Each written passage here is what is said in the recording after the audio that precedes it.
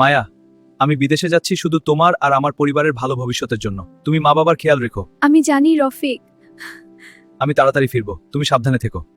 তুমি চিন্তা করো না, আমি সব সামলে নেব। এই মায়া, এত ধীরে কাজ করছো কেন? ঘরের কাজ ঠিকমতো করতে পারো না? মা, আমি চেষ্টা করছি। চেষ্টা করছো, তাড়াতাড়ি শেষ করো। চেষ্টা না, কাজ ঠিকমতো করো। ছেলে টাকা কামাতে গেছে আর তুমি আরামে বসে থাকবে? অসুস্থতার নাটক করছো, কাজ এড়ানোর চেষ্টা করছো। হ্যালো মায়া, কেমন আছো? ভালো আছি, তুমি নিজের খেয়াল রেখো। ভাই, আপনার বউয়ের উপর অনেক অত্যাচার হচ্ছে, আপনি কিছু করুন। কি বলছেন? কে করছে এমন?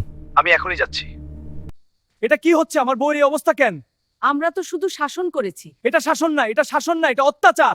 আমি দেরি করে ফেলেছি, আমাকে মাফ করে দাও। তুমি তো আমার জন্যই গিয়েছিলে।